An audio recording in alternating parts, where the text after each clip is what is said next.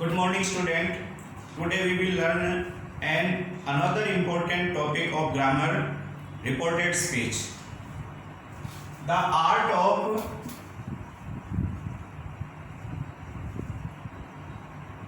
reporting words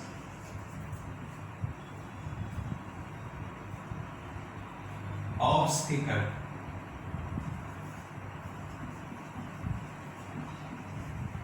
Is called narration और speech. वक्ता द्वारा कही गई बात का तरीका या उसकी कला, ये रिपोर्टेड ये नरेशन कहलाता है या स्पीच कहलाता है। ये दो प्रकार के होते हैं, एक होता है डायरेक्ट स्पीच, एक होता है इनडायरेक्ट स्पीच। डायरेक्ट स्पीच का मतलब होता है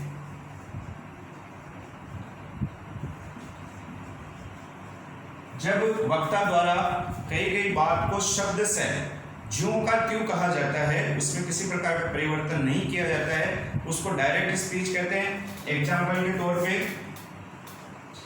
Saroj said to me I am going to market। ये शब्द से कहा गया है वक्ता द्वारा, इसको ऐसा का ऐसा कहा जाता है, ये डायरेक्ट स्पीच कहलाता है। दूसरा होता है इनडायरेक्ट स्पीच। जब वक्ता द्वारा कही गई बात को बदल करके जो का त्यों शब्द से यूं का त्यों नहीं कहा जाता है और उसको अन्य समय पर अपने तरीके से बात को शब्द वही रहते हैं लेकिन बात को बदल करके कहा जाता है, वो इनडायरेक्ट स्पीच कहलाती है। कहने का तरीका बदल जाता है। जैसे सरोज टोल्ड मी दैट, अब ये बात अन्य समय पे अन्य व्यक्ति द्वारा अन्य तरीके से कही जा रही है। She was going to market. ये दोनों का मूलभूत अंतर है डायरेक्ट स्पीच और इनडायरेक्ट स्पीच। तो डायरेक्ट स्पीच के दो भाग होते हैं, जैसा कि इस उदाहरण से आप समझ सकते हैं। एक होता है रिपोर्टिंग वर्ड और दूसरा होता है रिपोर्टेड स्पीच।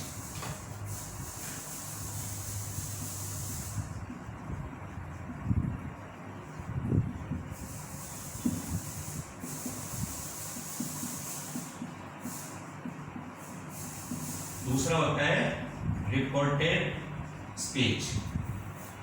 अब देखिए दोनों में मूलभूत अंतर, यदि स्पीकर यानी वक्ता जो अपनी बात कह रहा है वो वर्ब से शुरू करता है, स्टार्टिंग में जो इन्वर्टेड कॉमास के जो पहले वाला भाग होता है, जैसे कि ये Saroj said to me, inverted commas के बाहर वाला जो ये पार्ट है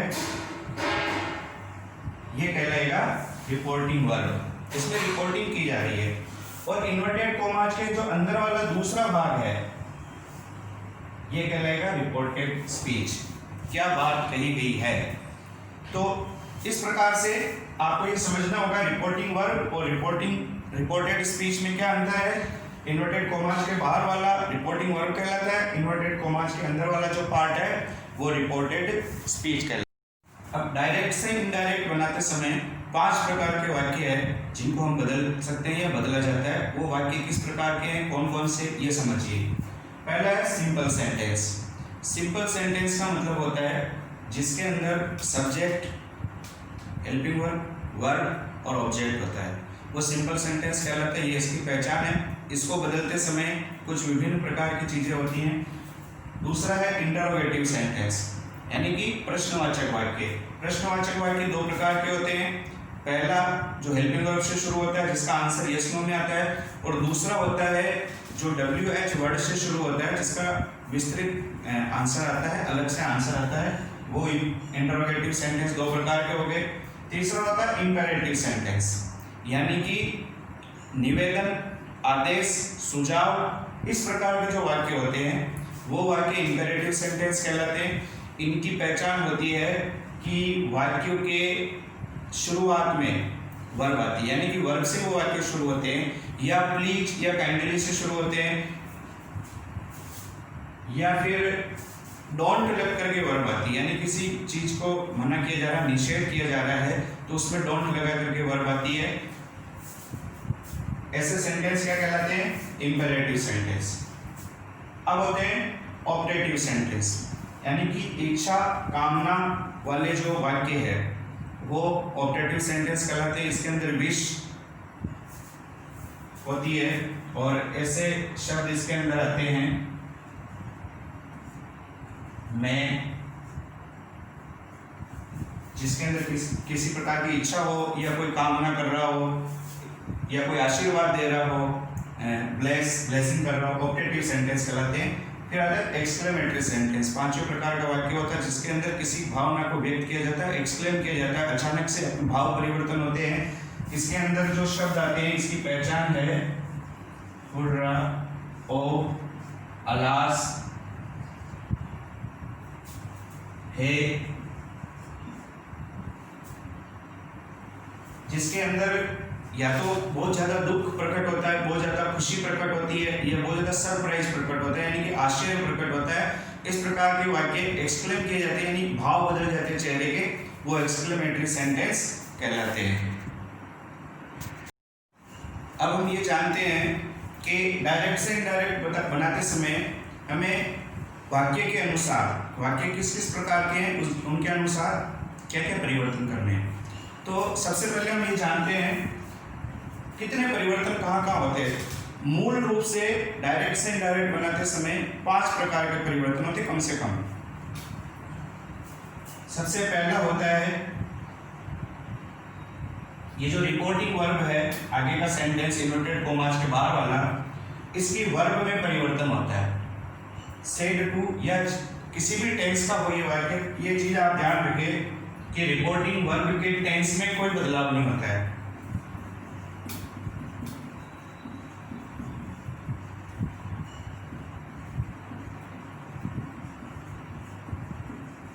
आप याद रखिए इस चीज को कि रिपोर्टिंग वर्ब के टेंस में, रिपोर्टेड स्पीच के टेंस में बदलाव होगा, लेकिन रिपोर्टिंग वर्ब के टेंस में कोई बदलाव नहीं होगा। जिस टेंस के अंदर ये है उसी टेंस से यहाँ भी वर्ब, उसी टेंस की वर्ब रहेगी।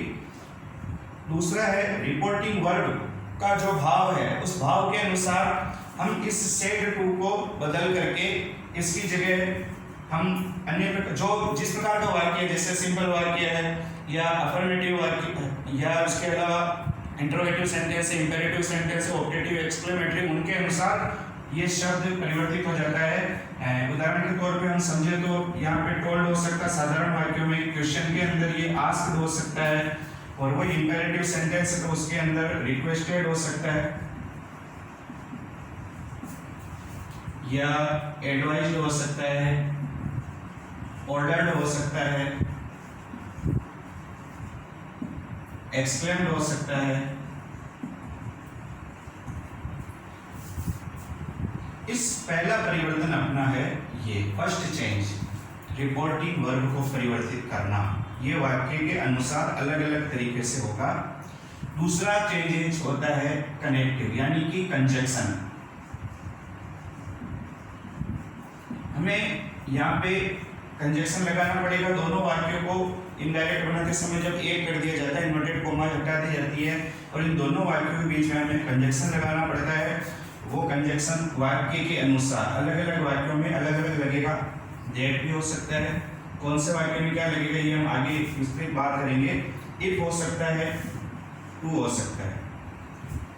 अब बात करते हैं आगे के परिवर्तन। हमने 2 परिवर्तन की बात की, 2 चेंजेस। नंबर 1 रिपोर्टिंग वर्ब, दूसरा होता है कंजक्शन के अंदर। उसके आगे के जो चेंजेस होंगे वो रिपोर्टेड स्पीच के अंदर होंगे, यानी इन्वर्टेड कोमास के जो अगला पार्ट है उसके अंदर प्रोनाउन में चेंज होगा, नाउन और प्रोनाउन में, टेंस में चेंज होगा, और इसके अलावा टाइम एंड प्लेस जो इसके अंदर हो, अगर जैसे कि इस वाक्य में टाइम और प्लेस नहीं दिया हुआ है लेकिन बहुत सारे वाक्यों में टाइम और प्लेस आता है, तो टाइम और प्लेस में भी चेंज करना पड़ेगा। क्योंकि पहले जो वाक्य कहा गया डायरेक्ट रूप से शब्द से, वो पहले कहा गया, अब हम उस वाक्य को अब कह रहे हैं, दोहरा रहे हैं, तो उसका भाव परिवर्तित हो जाता है, कहने का तरीका परिवर्तित हो जाता है और वो वाक्य एक तरीके से पास्ट हो जाता है। तो स्थान और समय में जो परिवर्तन आएंगे वो भी इसमें पांचों परिवर्तन होगा जो कि सेंटेंस में नहीं है, तो हम अलग अलग बात करेंगे। मूल रूप से आप एक चीज ध्यान रखें कि रिपोर्टिंग वर्ब के यानी कि रिपोर्टेड स्पीच से पहले जो रिपोर्टिंग वर्ब है इन्वर्टेड कोमास के बाहर का भाग, फर्स्ट चेंज और सेकंड चेंज यहाँ होते ये वाक्य के अनुसार होते हैं। बाकी के जो चेंजेज होंगे वो लगभग सभी सेंटेंस के अंदर वही नियम एक ही तरीके से काम करेगा, उसी तरीके से हम चेंजेज करेंगे। इसलिए हमें इसको ज़्यादा अच्छी तरीके से समझना जरूरी है कि first change and second change पांचों प्रकार के वाक्य में अलग अलग तरीके से होते हैं, इसको हमें याद रखना पड़ेगा। तो हमें एक सारणी के माध्यम से अपन इसको समझेंगे कि क्या क्या चेंजेस किस प्रकार से होते हैं। आप एक बार इन तीनों को रिवाइज कर ले। टेंस में बदलाव नहीं होता है, यहाँ पे अगर प्रेजेंट टेंस है तो वो प्रेजेंट टेंस ही रहेगा, उसके अकॉर्डिंग यहाँ पे ये शब्द बदल सकते हैं लेकिन टेंस प्रेजेंट ही रहेगा। अगर पास्ट में है तो ये पास्ट में रहेंगे और अगर ये फ्यूचर में है तो फ्यूचर टेंस ही रहेगा। टेंस में बदलाव नहीं करना है, इस शब्द की जगह इस वर्ब की जगह इन वर्ब का प्रयोग किया जाएगा उसी टेंस में। दूसरा कंजक्शन दैट, इफ और टू वाक्य के अकॉर्डिंग लगेगा, किस वाक्य में कौन सा लगेगा अब उसको सारणी के माध्यम से समझते हैं।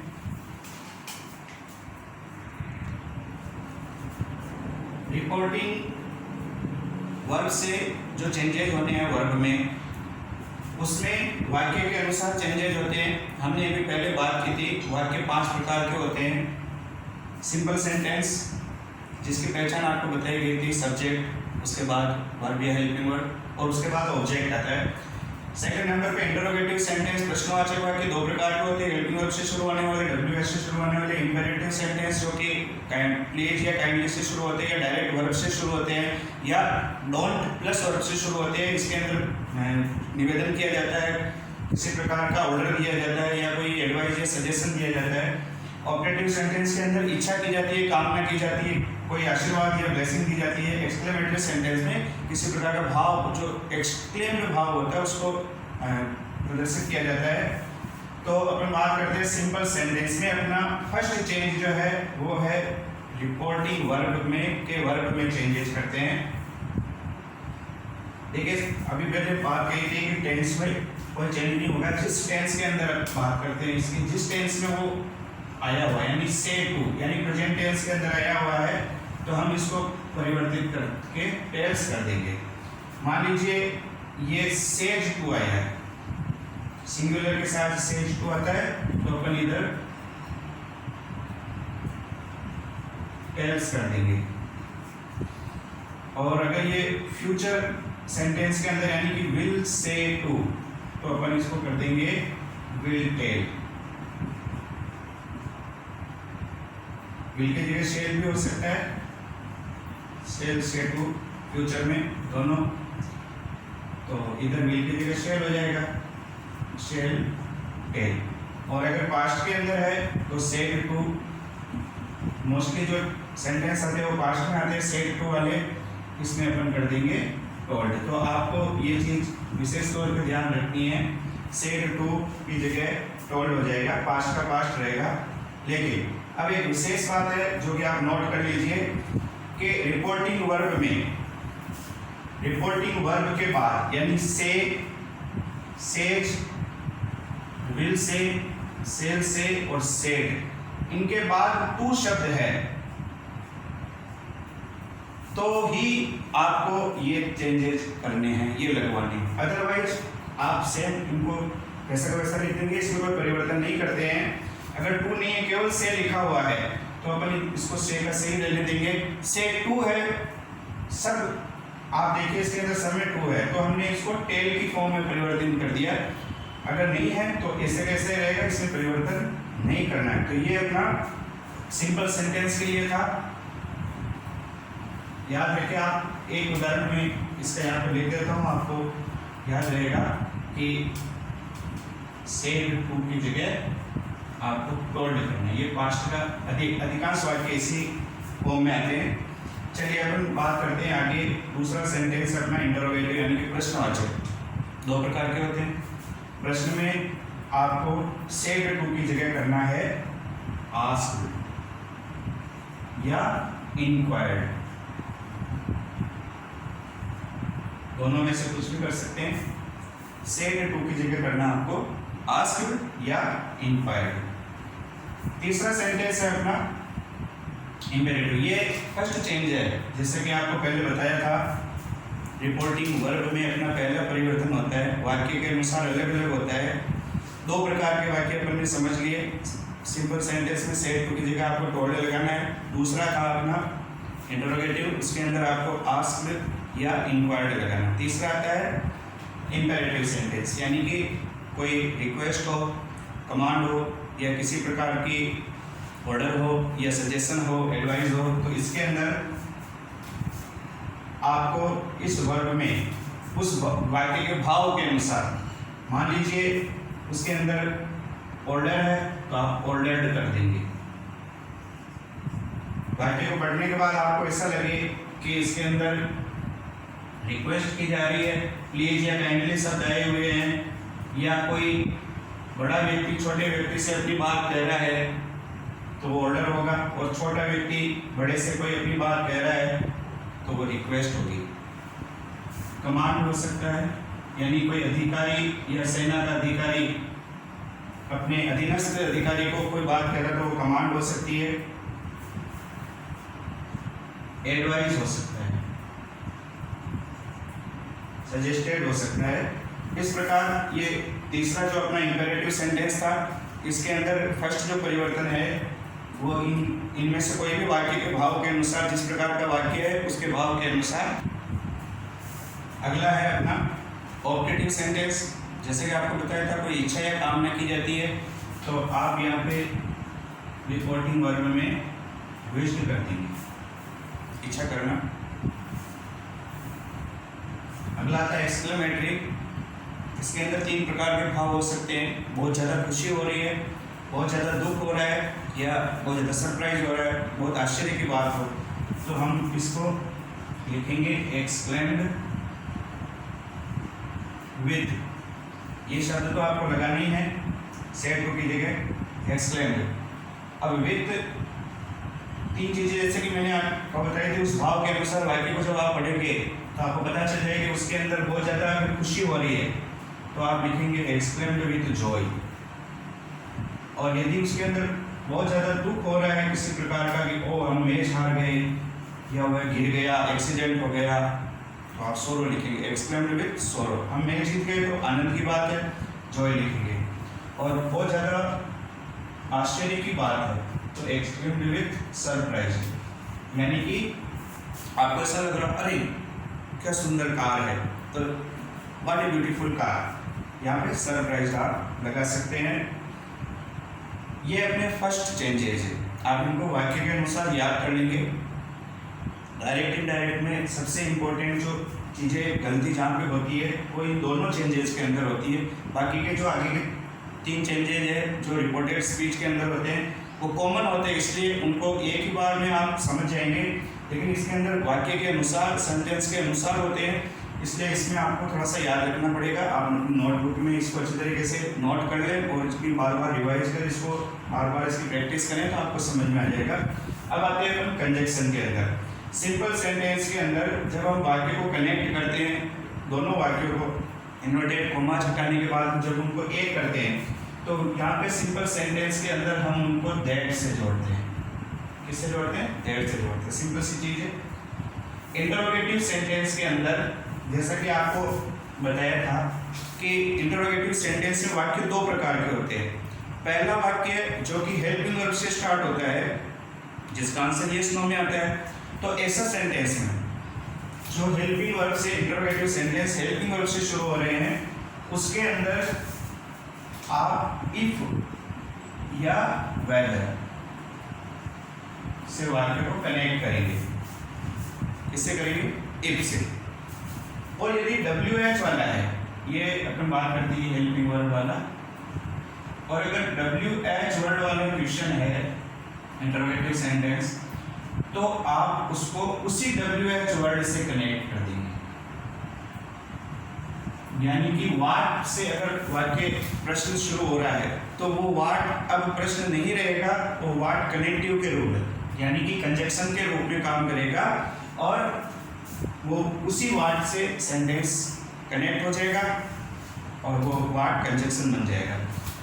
उदाहरण है वाट यानी कि वेयर, व्हेन, व्हाई, हाउ, कोई भी WH वर्ड है वो WH वर्ड अब कनेक्टिव के रूप में या कंजक्शन के रूप में परिवर्तित हो जाएगा, वो उसी जगह रहेगा, उसका अर्थ बदल जाएगा, वो अब प्रश्न नहीं रहेगा। क्योंकि बात पहले कही गई थी, जो कि क्यों कही गई तो प्रश्न के रूप में पूछी गई, लेकिन उसी बात को जब अपन बाद में रिपीट करते हैं, इनडायरेक्टली रिपीट करते हैं, तो वो प्रश्न नहीं रहता, फिर वो एक साधारण वाक्य बन जाता है। इसलिए फिर वो WH वर्ड प्रश्न का कार्य नहीं करेगा, कंजक्शन का काम करेगा। इसके बाद जो हेल्पिंग वर्ब आती है वो इसके बाद नहीं है, करके सब्जेक्ट के बाद है, पर सब्जेक्ट को हम पहले लेंगे, इसलिए वो प्रश्न का मूल नहीं रहेगा, भाव नहीं रहेगा, प्रश्न नहीं रहेगा। ये WH वर्ड से ही वो वाक्य कनेक्ट होकर के कंजक्शन बन जाएगा। तीसरा होता है इंपेरेटिव सेंटेंस के अंदर आप सेंटेंस को टू से कनेक्ट करेंगे। इंपेरेटिव सेंटेंस की पहचान आपको पहले बताई थी, वो डायरेक्ट वर्ब से शुरू होता है या वो किसी भी प्लीज या काइंडली से शुरू हो सकता है। नॉट टू जैसे नेगेटिव वाक्य तो वो सेंटेंस डोंट से शुरू हो सकता है, तो आप उसकी जगह पे जो इंपेरेटिव सेंटेंस है वो टू से कनेक्ट करेंगे, लेकिन नेगेटिव है वो सेंटेंस यानी डोंट से शुरू हो रहा है, तो आप फिर उसके आगे नॉट वर्ड लगा करके नॉट टू से कनेक्ट करेंगे। जैसे open the door, to open the door, और don't open the door, not to open the door, ये और प्लीज और काइंडली शब्द उसमें हट जाएंगे। ये फिर बाद की बात है, वापस इसको आगे देखेंगे। ऑप्टेटिव सेंटेंस दैट से कनेक्ट होगा और एक्सक्लेमेटरी सेंटेंस भी दैट से कनेक्ट होगा। यानी कि अब आपको इसको सारणी को बड़े अच्छे तरीके से वापस दोबारा समझना है। कंजक्शन में बड़े सिंपल तरीके तीन चीजें इसके अंदर आई हुई है, दैट, इफ, WH वर्ड और टू। WH वर्ड तो उसकी जगह पे ही है, ये तीन चीजें आप याद रखेंगे। सिंपल सेंटेंस के अंदर ऑप्टेटिव और एक्सक्लेमेटरी सेंटेंस के अंदर दैट से कनेक्ट किया जाएगा, इंटरोगेटिव सेंटेंस इफ और WH वर्ड से ही कनेक्ट किया जाता है जैसा वो सेंटेंस है, और इंपेरेटिव सेंटेंस को टू या नॉट टू से कनेक्ट करेंगे। सिंपल सी बात है, ये तीनों चीजें आप याद रखेंगे और चेंज इन वर्ड को भी आप अच्छी तरीके से याद करेंगे। अब आप अपन आगे बढ़ते हैं। अगला जो अपना रिपोर्टेड स्पीच वाला जो पार्ट है, यानी इन्वर्टेड कॉमास के अंदर वाला जो पार्ट है, उसके अंदर जो तीन चेंजेज होते हैं वो किस प्रकार से होते हैं, वो सारे सेंटेंस के अंदर लगभग एक जैसे होते हैं, तो हम उनको भी सारणी के माध्यम से समझेंगे। आप बहुत अच्छी तरीके से समझ पाएंगे। अपनी नोटबुक और पेन ये अपने साथ में लेके आप नोट करते जाएं। अपना तीसरा परिवर्तन जो होता है डायरेक्ट से इनडायरेक्ट बनाते समय, वो होता है नाउन और प्रोनाउन में परिवर्तन। यानी कि इस सेंटेंस के अंदर जहाँ भी पूरे सेंटेंस के अंदर कहीं भी प्रोनाउन आया हुआ है तो उस प्रोनाउन में चेंजेज होगा। जैसे इसमें आई और यू दो जगह पे प्रोनाउन आया हुआ है, दोनों जगह में परिवर्तन होंगे, लेकिन आपको उससे पहले प्रोनाउन को पूरी तरीके से समझना होगा, कहाँ किस रूप में वो प्रयोग हो रहा है, उसके अकॉर्डिंगली हमें उसमें चेंजेस करने होंगे। तो आप इस सारणी के माध्यम से प्रोनाउन को अपने अच्छे तरीके से समझ लेंगे। प्रोनाउन तीन प्रकार के होते हैं पर्सन के according, first person, second person और थर्ड पर्सन। फर्स्ट पर्सन का मतलब जो यहाँ पर मौजूद है, यानी कि मैं और हम, जिसमें मैं भी शामिल हूँ, हम में मैं भी शामिल हूँ। उसके बाद आता है सेकंड पर्सन, उसका होता है यू। सेकंड पर्सन केवल एक ही है, यू। और थर्ड पर्सन के अंदर ही, शी, दे और इट। वापस आप एक बार इसको देख लीजिए। फर्स्ट पर्सन में आई और वी, सेकंड पर्सन में यू और थर्ड पर्सन में ही, शी, दे और इट। अब इनके अलग अलग रूप होते हैं। प्रोनाउन में सब्जेक्ट के रूप में भी कार्य करता है, ऑब्जेक्ट के रूप में वो कैसे कार्य करता है, पजेसिव में कैसे कार्य करता है और रिफ्लेक्स में कैसे कार्य करता है, रिफ्लेक्सिव। अब देखिए फर्स्ट पर्सन के अंदर आई और वी, हम इसको अच्छी तरीके से समझ लीजिए। ये यहाँ पे आई जो आया हुआ है इस सेंटेंस के अंदर, Ram said to me I will give you a pen tomorrow, यहाँ पे आई शब्द सब्जेक्ट के रूप में आया हुआ है, यानी कि वाक्य की शुरुआत में आया हुआ है, तो ये सब्जेक्ट के रूप में कार्य कर रहा है। और यू यहाँ पे जो आया हुआ है वो ऑब्जेक्ट के रूप में आया हुआ है। आई विल गिव यू, मैं तुम्हें दूंगा, यानी तुम्हें दूंगा, यानी वो ऑब्जेक्ट के रूप में कार्य कर रहा है। तो इस प्रोनाउन के 4 पार्ट इस सारणी के अंदर आपको दिए हुए हैं। आई यहाँ पे सब्जेक्ट के रूप में, मी ऑब्जेक्ट के रूप में, माई पजेसिव के रूप में, माई सेल्फ रिफ्लेक्स के रूप में। अब इस सारणी को अच्छी तरीके से समझना इसलिए आवश्यक है कि अगर यहाँ पे आपको प्रोनाउन का चेंज करना है तो आप सब्जेक्ट में चेंज कर रहे हैं, तो इस आई की जगह पे आप सब्जेक्टिव रूप ही लगा पाएंगे इनमें से कोई भी। यह आप विशेष तौर से ध्यान रखें। कई बार क्या होता है, जैसे यहाँ पे यू आया है, अब यहाँ पे ये ऑब्जेक्ट के रूप में आया है, लेकिन जब अपन कंफ्यूज हो जाते हैं तो हम यू को चेंज सब्जेक्टिव रूप में कर देते हैं कई बार, जबकि यू यहाँ पे ऑब्जेक्ट के रूप में आया हुआ है, तो ये यू इनमें से ही चेंज होगा, यानी कि इसकी जगह पे इनमें से ही कोई आएगा। ऑब्जेक्ट की जगह ऑब्जेक्ट ही आएगा, सब्जेक्ट की जगह सब्जेक्ट ही आएगा, पजेसिव की जगह पजेसिव ही आएगा। ये विशेष तौर से ध्यान रखें। कई बार हम यूवर की जगह भी यू कर देते हैं, यूवर की जगह शी कर देते हैं, दे कर देते हैं। एक चीज आप याद रखें कि सब्जेक्ट को अगर आप चेंज कर रहे हैं, प्रोनाउन में सब्जेक्टिव रूप को चेंज कर रहे हैं, तो उसका सब्जेक्टिव रूप ही आपको लगाना पड़ेगा। दूसरा जो भी आप चेंज करके लाना चाहते हैं, क्या लगाना है वो अभी अपन बात करेंगे। आई की जगह इन्हीं में से, यानी कि आप ये समझ लो कि ये एक पूरा एक कक्षा हो गई, क्लास हो गई। इसी क्लास में से एक बच्चे को आप चेंज कर रहे हैं, तो उसी क्लास के दूसरे बच्चे को आपको उसकी जगह बिठाना। और ये इनकी फैमिली हो गई आई की। I me my myself, we us our ourself, you you your yourself, he him his himself, she her her herself, they them their themselves, और it its itself। ये इनकी family हो गई है। तो मूल बात आपको ये याद रखने की है वो है कि सब्जेक्ट को अगर आप चेंज कर रहे हैं तो आप सब्जेक्ट की फॉर्म में से, यानी उसी क्लास में से किसी दूसरे को बिठाएंगे। ऑब्जेक्ट को चेंज करें तो उसी क्लास में से उसकी जगह पे बिठाएंगे। ध्यान रखें, यहाँ पे ये आई सब्जेक्ट के रूप में, यू ऑब्जेक्ट के रूप में। अब इसमें आपको चेंज करके किसको लाना है, ये इंपॉर्टेंट चीज है। तो इसमें आप एक चीज याद रखें, आपको याद रखने की जो की है वो मैं बता रहा हूं कि यदि फर्स्ट पर्सन कोई भी आ जाता है, फर्स्ट पर्सन समझ गए आप कौन कौन से बताए थे, आई और वी। अब फर्स्ट पर्सन कोई भी आ जाता है, यानी आई और वी की पूरी फैमिली में से कोई भी, यानी इनमें से कोई भी, ये फर्स्ट पर्सन का पूरा फैमिली हो गई।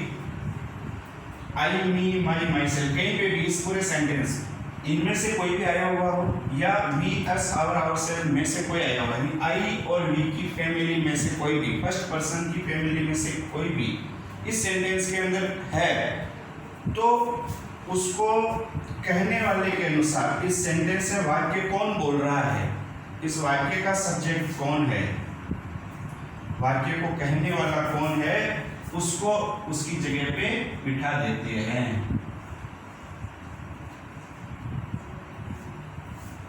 यानी कि ये फर्स्ट पर्सन कौन है, कहने वाला, तो कहने वाले के अनुसार उसका प्रोनाउन लगेगा। अब कहने वाले का नाम लिखा हुआ है, नाउन लिखा हुआ राम, हमें नाउन को प्रोनाउन में बदल करके लिखना है। तो राम का प्रोनाउन क्या होगा, इसी में से आई आया हुआ है, आई सब्जेक्ट के रूप में, तो सब्जेक्ट इसी क्लास में से ढूंढो, राम की जगह कौन आएगा, ही। ये इसका विकल्प हो गया। यानी अब आपको पता चल गया कि अगर फर्स्ट पर्सन में से कोई भी है, इन दोनों में से कोई भी है, तो वो ये है व्यक्ति, राम है। तो इसको हमें इसकी जगह बिठाना है, इसको यहाँ लेके आना है, राम को, लेकिन नाम नहीं लगेगा, नाम नहीं लिख करके उसका प्रोनाउन लिखना है। इसलिए राम लड़का होने के कारण इसका प्रोनाउन हो गया ही, तो आई की जगह यहाँ पे आ जाएगा ही। दूसरा, यदि सेकंड पर्सन है इस सेंटेंस में कहीं पे भी, यानी कि यू, और यू की फैमिली में से कोई भी हो सकता है, ये पूरा पूरा परिवार, इनमें से कोई भी हो सकता है। तो आप सुनने वाले के अनुसार वाक्य में जो वाक्य को सुन रहा है उसके अकॉर्डिंग चेंज करेंगे, यानी उसको उसकी जगह बिठा देंगे। यहाँ पे ये मुझे कहा जा रहा है, राम से टू मी, मुझे कहा, तो ये व्यक्ति इसकी जगह पे जाएगा, यू की जगह कौन जाएगा, मी। लेकिन अब इसका फॉर्म क्या है, ये किस रूप में आया हुआ है, ऑब्जेक्ट के रूप में। देखिए ये यू सब्जेक्ट में भी काम आता है, यू ऑब्जेक्ट में भी। यहाँ पे कंफ्यूजन होता है, यू आ गया तो इसका मतलब हम यहाँ से सीधा इनमें से उठा लेंगे किसी को, मी आया होगा तो आई लिख देंगे, नहीं ऐसा नहीं है। यहाँ पे सब्जेक्ट यहाँ होता है, ऑब्जेक्ट यहाँ की ऑब्जेक्ट के रूप में आया, इसलिए हमें इसी क्लास में से उठाना पड़ेगा, इसी क्लास में से उठाना है। तो हम सुनने वाला कौन है, मी, तो यहाँ पे आ जाएगा मी, इसी को यहाँ पे बिठाना है। अगर यहाँ पे किसी का नाम होता है राम से तो सीता, तो यहाँ पे सीता के खड़ा था, उसका प्रोनाउन आता सीता का। चूंकि यहाँ पे प्रोनाउन ऑलरेडी लिखा हुआ है तो हमें प्रोनाउन नहीं लिखना, उसको चेंज करने की जरूरत नहीं। नाउन होता तो हम उसको चेंज करके प्रोनाउन में चेंज कर देते, लेकिन यहाँ पे सीधा ये लिखा हुआ है, तो ये नाउन और प्रोनाउन। और अगर थर्ड पर्सन है तो इन दोनों की बात होगी, फर्स्ट पर्सन सेकंड पर्सन। अगर फर्स्ट पर्सन है तो ये कहने वाला है, और अगर सेकंड पर्सन है तो सुनने वाला है। अब आता है थर्ड पर्सन, यदि सेंटेंस के अंदर थर्ड पर्सन है, जैसे कि यहाँ लिखा हुआ है ही, शी, दे, इट, इनमें से कोई भी है इस सेंटेंस में या इसकी फैमिली में से कोई भी है, तो वो चेंज नहीं होगा, वो सेम ऐसा का ऐसा ही लिखा जाएगा, चाहे वो किसी भी जगह पर भी हो इस सेंटेंस के इन्वर्टेड कॉमास में। नो चेंज, कोई चेंजेज नहीं होगा, वो वैसे लिखा जाएगा। तो अच्छे तरीके से आप इसको देख ले, समझ ले। नाउन और प्रोनाउन में चेंजेस, ये पूरी एक सारणी के माध्यम से आपको एक साथ समझ में आ गया होगा। नहीं आया तो आप अच्छे तरीके से इसकी प्रैक्टिस करें, इसको याद करें, उसके अनुसार आपको समझ में आ जाएगा। सिंपल सी चीज़ है, सब्जेक्ट और ऑब्जेक्ट। यहाँ पे आपको प्रोनाउन जहाँ पे भी नजर आए उस पर देख लो। प्रोनाउन में अगर फर्स्ट पर्सन है तो ये कहने वाला है, इसको वहाँ बिठा दो। सेकंड पर्सन है तो सुनने वाला है, उसको उसी रूप में उसी कक्षा से उठा करके वहाँ बिठा दो। थर्ड पर्सन है तो आपको कोई चेंजेस नहीं करना है, उसको सेम ऐसे का ऐसा ही रहने दो। अब आता है अपना अगला चेंज, चौथा फोर्थ नंबर पे, वो है टेंस में changes. Change into tense. Tense में चेंज का मतलब होता है हेल्पिंग वर्ब में चेंजेस। Helping verb is equal to tense. Helping verb नहीं है तो फिर वर्ब में चेंज करते हैं। यहाँ पे सबसे ज़्यादा कंफ्यूजन होता है बच्चों के, जब आप डायरेक्ट से इनडायरेक्ट बनाते हैं तो बनाते समय आपको जब ये टेंस में चेंज करना होता है तो यहाँ पे बड़ी उलझन आती है और अधिकांश बच्चे इसमें गलत करते हैं। आपको कुछ नहीं करना है, एक बड़ा ही सरल तरीका है, ये 5 लाइन है, इसको आप याद कर लें। आपके सारे टेंस के जो जितने भी कंफ्यूजन है वो सारे दूर हो जाएंगे। अगर उस सेंटेंस के अंदर कहीं पर भी वर्ब की फर्स्ट फॉर्म आई गई है, हेल्पिंग वर्ब, मान लीजिए टेंस में चेंजेस का मतलब हेल्पिंग वर्ब में चेंज करना है। हेल्पिंग वर्ब नहीं हो तो फिर वर्ब में चेंज करना है, अदरवाइज आपको सिर्फ हेल्पिंग वर्ब में ही चेंज करना है।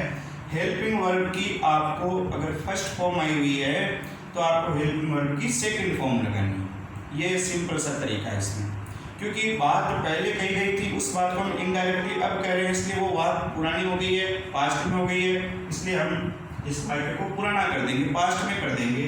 ये सीधा सा गणित है इसका, इसलिए आप याद रखें कि हेल्पिंग वर्ब को आपको फर्स्ट हो तो सेकंड में चेंज करनी है। मान लीजिए हेल्पिंग वर्ब इज एमआर है तो इसकी पास्ट फॉर्म क्या होती है, वाज, तो आप इसको वाज बना दें। हेल्पिंग वर्ब मान लीजिए डू है, नेगेटिव और इंटरोगेटिव सेंटेंस में डू, डज और डिड आता है, तो डू डज है, सिंपल सेंटेंस में ये नहीं आएगा तो आप इसको डिड बना दें। और मान लीजिए हेज है तो आप इसकी सेकंड फॉर्म हेड कर दें।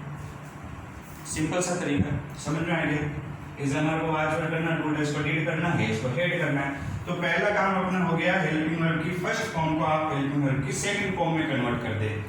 दूसरा, अगर ऑलरेडी सेकंड फॉर्म आई हुई तो क्या करना है, तो थर्ड फॉर्म कर दो, सिंपल सी बात है। हेड लगा के थर्ड फॉर्म करना। थर्ड फॉर्म कभी भी हेज, हेव और हेड के बिना नहीं आती है। तो हेज हेव तो हम थर्ड फॉर्म के साथ लगा नहीं सकते, क्योंकि हम तो उसको पास्ट बना रहे हैं। अब वो पास्ट में चेंज हो गया, तो हेज हेव तो प्रेजेंट का है, इसलिए हमें इसको हेड और वर्ब की थर्ड फॉर्म लगानी है। यानी कि सेकंड फॉर्म हो तो उसको थर्ड फॉर्म बनानी है, क्या लगा के, हेड लगा के। तो ये दूसरा अपना सिंपल सा नियम हो गया कि सेकंड फॉर्म हो। सेकंड फॉर्म कौन सी हो सकती है, वाज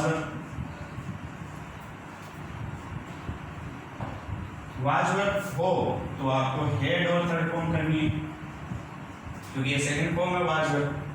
अगर डिड है तो भी आपको हेड और थर्ड फॉर्म करनी है। अगर हेड है तो भी आपको हेड और थर्ड फॉर्म करनी है, यानी सेकंड फॉर्म यही तो होती है। ये सेकंड फॉर्म हो गई। दो अच्छी तरीके से समझ लो दोनों बातें। यदि हेल्पिंग वर्ब की फर्स्ट फॉर्म है उसको सेकंड में कन्वर्ट कर दो, और यदि सेकंड फॉर्म है तो उसको आप हेड और थर्ड में कन्वर्ट कर दो। दो लाइन क्लियर हो गई। तीसरा, वर्ब की सेकंड फॉर्म तो हो लेकिन उसके साथ आईएनजी भी होता हो। जैसे कई बार क्या होता है, वाज वर्ब होता है तो उसके बाद आईएनजी फॉर्म आती है वर्ब की, तो हम क्या करेंगे, हेड, चूंकि आईएनजी फॉर्म को हमें रखना है इसलिए यहाँ पे बीन लगाएंगे, बी की थर्ड फॉर्म, और वर्ब की आईएनजी फॉर्म ऐसे रह जाएगा। तो जब आईएनजी फॉर्म हो तो आपको बीन लगाना है सेकंड में, हेड प्लस बीन और फिर आईएनजी फॉर्म आ जाएगा। तीसरा क्लियर हो गया। चौथा, मॉडल।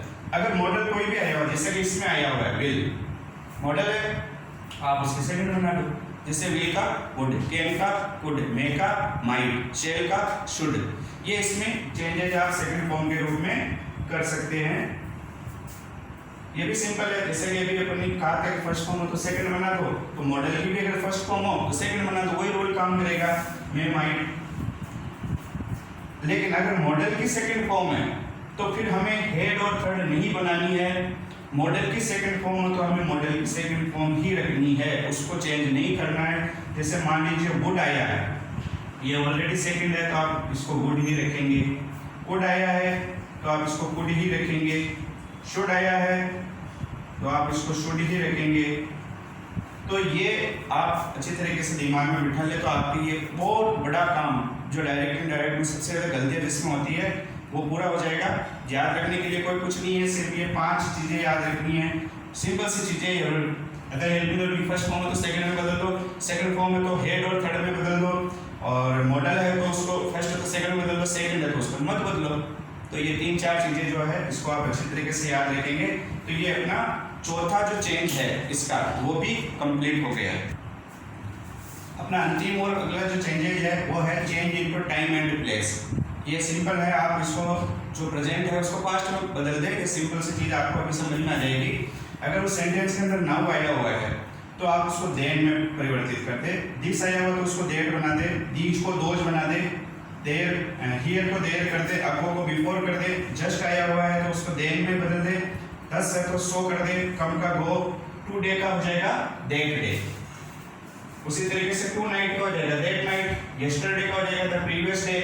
पहले बात कही गई थी उस समय उसने यस्टरडे कहा गया, लेकिन वो बात अब कही जा रही है वापस इनडायरेक्टली, तो उसको बात पुरानी हो चुकी है, इसलिए उसको द प्रीवियस डे करेंगे, पिछले दिनों।